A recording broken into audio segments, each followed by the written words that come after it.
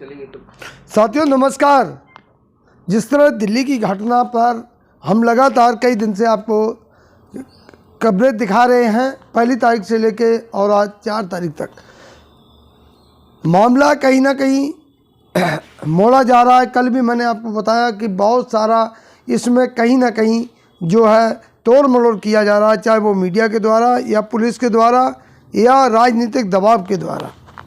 लेकिन बात थमने वाली नहीं लग रही है। दिल्ली की जनता जागरूक है और इसका हर किसी के जवान से एक ही बात निकल रही है कि बिटिया को इंसाफ मिले। अंजलि बेटी को इंसाफ दिलवाकर लोगों ने ऐसा मन बना लिया है। और जिस तरह से ये केस को दामिनी केस से जोड़ा जा रहा था, कहीं ना कहीं कल दामिनी की मां का जिस तरह से स्टेटमेंट आता है, जिस तरह हमारी बेटी को इंसाफ मिला, वैसी इंसाफ इस बेटी को मिलना चाहिए। एक बहुत बड़ी बात है और लोग कह रहे हैं वाकई जो है ये केस दामिनी केस से कहीं भी किसी एंगल से कम नहीं है।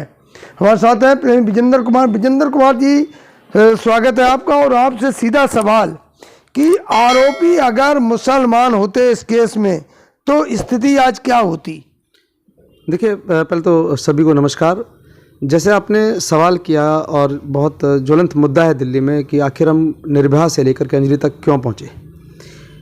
बहन बेटियां दिल्ली की राजधानी में सुरक्षित नहीं है, क्राइम कैपिटल बनती जा रही है दिल्ली धीरे धीरे। तो बात अगर ये धर्म की तरफ जा रही है कि अगर ये मुसलमान होते तो क्या होता, शायद अब तक पूरी दिल्ली उन्मादी हो चुकी होती। क्योंकि और एक चीज़ और कहना चाहूँगा मैं आपसे कि हर अपराधी, चाहे वो कुलदीप सेंगर हो जिसने एक बेटी को जिंदा जला के मार दिया, और अब ये भी एक भाजपा का नेता है, क्यों भाजपा के नेताओं पर दिल्ली पुलिस आकर के लाचार हो जाती है उनके सामने? क्यों उनके बचाव में वकीलों की तरह दलील देती है? क्यों नहीं एक अपराधी की तरह उनके साथ बर्ताव करती है? अगर यह व्यक्ति, आपका सवाल बिल्कुल ठीक है कि अगर ये व्यक्ति मुसलमान होता तो क्या होता, तो जहाँ तक मुझे लगता है कि शायद इसका अभी तक घर भी तोड़ दिया गया होता और बहुत सारी चीज़ें बिगड़ रही होती देश के अंदर, जगह जगह प्रदर्शन हो रहे होते। लेकिन आज उस बेटी के हक की बात को करने के लिए सिर्फ और सिर्फ आम आदमी पार्टी दिल्ली ही आगे है। क्योंकि माननीय अरविंद केजरीवाल ने मांग भी की है इस मसले पर कि दिल्ली पुलिस तरीके से जांच करे, निष्पक्ष जांच करके सामने लाए चीज़ों को और इन पर हत्या का मुकदमा करके फांसी तक ले जाया जाए। बजरंग दल, विश्व हिंदू परिषद, आरएसएस, तमाम संगठन, हिंदू सेना, तमाम अन्य संगठन, एक भी संगठन सामने नहीं आया अभी तक, देखने को नहीं मिल रहा, ना कहीं सड़कों पर और ना कहीं अन्य जगह। आखिर वजह क्या है? आरएसएस की बहुत सारी, आरएसएस एक वट वृक्ष है जिसकी कई अलग अलग शाखाएं हैं, जिसका नाम भाजपा है, शिवसेना है, बजरंग दल है, हिंदू युवा वाहिनी है। तमाम जितने भी दल हैं वो सभी आरएसएस की शाखाएं हैं और वो उनके इशारे पर काम करते हैं। उन्हें इससे मसला नहीं है कि बहन बेटियों की असमत लूटी जा रही है, बहन बेटियों के सरेआम कत्ल किए जा रहे हैं, बहन बेटियों को 12-12 किलोमीटर तक सड़कों पर रौंदा जा रहा है। किसी को कोई फ़र्क नहीं पड़ता इस बात से, क्योंकि किसी शायर ने कहा था कि मेरे कत्ल पे अगर तुम आज चुप हो तो अगला नंबर तुम्हारा भी है। अगर आज उस बहन बेटी के कत्ल पर, या कहें कि उसको जिस प्रकार जिस दरिंदगी के साथ सड़क पर 12 किलोमीटर रौंदा गया है सड़क पर, उस बेटी के लिए अगर आज आवाज़ नहीं उठाएगा कोई, तो हो सकता है कि अगला नंबर हम में से किसी और की बहन बेटी का हो। जिस तरह से प्रेमी जी कल हमने पूरी ग्राउंड रिपोर्ट की, वहाँ पर पूरा दिन मैंने बिताया, देखा कि लोगों की एक कहीं ना कहीं गुस्सा भरा हुआ, लेकिन वो ये कह रहे हैं कि मीडिया डाइवर्ट कर रही है इस केस को और पुलिस बिल्कुल से मिलके पुलिस और मीडिया इसको डाइवर्ट कर रही है। आप क्या लगता है आपको? आपने भी पूरा केस स्टडी किया है। देखिए, मीडिया का रोल तो उस कोठे पर जिस्म बेचने वाली का जो दलाल होता है ना साहब, उससे ही बदतर हो गया। अगर सोशल मीडिया ना हो, मीडिया और सोशल, लोगों को लगता है कि आपका जो चैनल है वो भी मीडिया है, लेकिन ये सोशल मीडिया प्लेटफॉर्म है और जो हम ऑन एयर देखते हैं सब वो मीडिया के चैनल घराने हैं। उनको क्या ज़रूरत पड़ती है इस बात पर? किसी भी बच्चे के कैरेक्टर को ख़राब करने का किसने अधिकार दिया उन्हें? इस बात पर डिबेट चलाने का कि वो लड़की शराब पीती है, वो लड़की पब में क्यों थी, वो बार में क्यों थी। हम कहते हैं कि वो कहीं पर भी थी, क्या उसे इस देश का नागरिक होने का अधिकार नहीं है? क्या इस देश में जो महिलाएं शराब पीती हैं या और भी बुरे कामों में जो लिप्त हैं, क्या वो देश की नागरिक नहीं? क्या उनको सरेआम मार दिया जाएगा इस तरीके से? क्या उन लड़कियों को जो किसी भी परिस्थितियों की वजह से गलत कामों में उनको रौंदा जाए सड़क पर और ये कहा जाए नहीं जी तो गलत काम करती थी जिसे मार दिया गया, तो हम किस दिशा में जा रहे हैं? हमें ये समझना होगा कि यहाँ एक व्यक्ति की जान गई है, एक लड़की की हत्या सिर्फ इसलिए हो गई क्योंकि वो सड़क पर स्कूटी से जा रही थी, और उसके कातिलों को के पक्ष में बचाव में मीडिया इसलिए क्योंकि वो भाजपा के नेता हैं। क्योंकि मैंने बहुत सारी फ़ोटोज़ हैं मेरे पास जिसमें आ रहा है कि जो कंझावड़ा थाना है उसके बराबर में, जहाँ पर सुल्तानपुर थाने के बाहर भी कई जगह उस अपराधी कहूँगा साहब कि जिसने अपनी गाड़ी के नीचे 12 किलोमीटर तक रौंद दिया, जिसको आवाज़ नहीं सुनाई दे रही। कमिश्नर साहब ये कह रहे हैं कि उनकी गाड़ी का डीजे बड़ा तेज़ बज रहा था इसलिए उनको सुनाई नहीं दिया। क्यों भैया, आप उनकी गाड़ी के पीछे पीछे चल रहे थे? या PCR वैन्स को दर्जनों कॉल की जाती हैं, एक कॉल नहीं आती है। अगर आप अभी कॉल करें जी फलानी जगह एक लेंटर डल रहा है, एक नहीं छोड़ो 4 PCR गाड़ी पहुँच जाएंगी उगाही के लिए। लेकिन जहां बात सुरक्षा की आती है, सुरक्षा करने के नाम पर मोटी मोटी तनख्वाहें ले रहे हैं अधिकारी, लेकिन जब बात सुरक्षा की आती है तो साहब वो कहते हैं अपने बचाव में कि हमारा सिस्टम इतना ख़राब हो गया है कि हम ये नहीं समझ पा रहे हैं कि हम अपने सिस्टम को बचा रहे हैं या उन नालायक अधिकारियों को बचाने की बात करें जिन्होंने उस कॉल को गंभीरता से नहीं लिया। 2 बजे के लगभग कॉल थी पहली, पुलिस कहती है नहीं जी हमारे पास तो 3 बजे के बाद की कॉल है। 1 घंटे के बाद, अगर 1 घंटे पहले आपने कार्रवाई की होती तो शायद हो सकता है कि वो बिटिया आज हम सबके बीच में होती। लेकिन ये कहा जा रहा कि 31 दिसंबर को जो 1 जनवरी का जो लोग जश्न मना रहे थे, रोडों पर थे, उनके लिए स्पेशल ड्यूटियां लगी थी, स्पेशल काफ़ी सारी फोर्सेस लगी थी। तो फोर्स क्या कर रही थी, कहाँ थी आखिर? फोर्स शायद सर्दी में वो भी जश्न मना रहे होंगे कहीं ना कहीं, क्योंकि 2:18-20 की पहली कॉल है। अब उस कॉल पर भी अगर संज्ञान नहीं लिया, उन्होंने जिसने कॉल की उसने तो ये भी बताया कि हमारे पास कॉल बैक भी आया पुलिस की तरफ से कि भाई कहाँ की घटना है क्या है, लेकिन उसके बाद भी कोई PCR वैन नहीं आती है। उसके बाद 1 घंटे के बाद जब उस बच्ची का शरीर तार तार घिस करके सड़क पर ख़त्म हो जाता है, तब उसके बाद पुलिस जागती है। शायद उनका जो मौसम का सुरूर था वो टूटा होगा जश्न मनाने वाला। उसके बाद वो लोग सड़कों पर आए हैं और उसके बाद उन्होंने डेड बॉडी को अपने कब्जे में लिया, नेताओं को अपने कब्जे में लिया, गाड़ी को कब्जे में लिया। FIR कल जब पूरे दिन दबाव बनाया उसके बाद FIR हो रही है, हत्या की FIR हुई है। लेकिन सवाल घूम फिर के वहीं आता है कि आखिर पुलिस का इस पूरी कार्रवाई में लचर या लचीलापन क्यों है? पुलिस तो कह रही मात्र एक एक्सीडेंट है। मात्र एक एक्सीडेंट होता है, एक्सीडेंट 12 किलोमीटर तक डेड बॉडी नहीं घसीटी जा रही है, एक महज एक्सीडेंट नहीं है। सुप्रीम कोर्ट ने भी अपने कई बार वक्तव्यों में कहा है कि शराब पीकर वाहन चलाने वाला व्यक्ति चलता फिरता बम होता है और न जाने कितने लोगों को मारेगा, घायल करेगा जब वो कहीं दुर्घटना करेगा। लेकिन सवाल अब लड़की के चरित्र पर उठाए जा रहे हैं कि लड़की खराब थी, वो होटल में क्यों जाती थी, वहाँ सहेली थी, ये सब कहानी कहीं ना कहीं। मैंने भी आपके सवाल से पहले एक बात कही थी कि यहाँ कैरेक्टर की बात नहीं आनी चाहिए, यहाँ अपराध की बात आनी चाहिए। अपराध ये है कि एक लड़की को सड़क पर रौंद करके मार दिया जाता है, 12 किलोमीटर तक उसकी लाश को घसीटा जाता है। अब लाश कहें या उसे जिंदा कहें, जिंदा लड़की को घसीटा गया साहब 12 किलोमीटर तक, उसके बाद वो मर जाती है और उसके बाद लीपा पोती ये कर रही है पुलिस। हम तो ये भी दावा कर रहे हैं कि उसका मेडिकल तो कराएं साहब, आप उसमें आपको रेप की पुष्टि भी मिल जाएगी। क्योंकि आपका एक्सीडेंट कितना भी, वहाँ पे कपड़े कभी शरीर से जुदा नहीं होंगे, कुछ तो बचेगा शरीर पर, लेकिन नग्न अवस्था में 12 किलोमीटर तक शरीर सड़क पर घिसट रहा है। उसके बाद वीडियोस भी हैं, फुटेज भी हैं, लोग कॉल भी कर रहे हैं।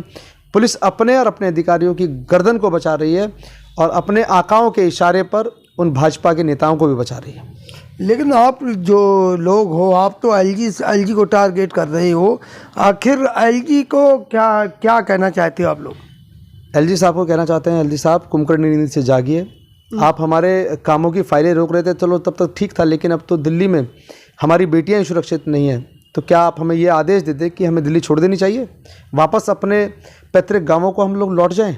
क्या चाहते हैं आप हमसे? हमारी बहन बेटियों को अगर आप सुरक्षा नहीं दे सकते तो आप प्रथम दृष्टा अपने आप को दोषी मानते हुए अपने पद से आप इस्तीफा दें और हम दिल्ली वालों पर बड़ा थोड़ा सा रहम करें। गृह मंत्री हैं अमित शाह जी, उन्होंने कहा है कि हमें रिपोर्ट चाहिए, रिपोर्ट मांगी उन्होंने जांच की। नहीं, जांच की रिपोर्ट, जांच होगी तो आ जाएगी रिपोर्ट। जांच क्या है? CCTV फुटेज में दिख रहा है एक भाजपा का नेता अपनी कार के नीचे दिल्ली की बच्ची को रौंदता हुआ ले जा रहा है। इससे बड़ी जांच और क्या होगी? क्या CCTV कैमरा भी झूठ बोलता है क्या? अभी सबके पास पूरे सोशल मीडिया प्लेटफॉर्म्स पर एक वीडियो वायरल हो रहा है जिसमें कार के नीचे एक शरीर घिसटता हुआ जा रहा है। लेकिन अगर अमित शाह जी आज भी ये कह रहे हैं कि हमें जांच की रिपोर्ट चाहिए। जांच में क्या यही तो आएगा कि उन ड्राइवरों ने शराब नहीं पी थी, दुर्घटनावश ऐसा हुआ होगा।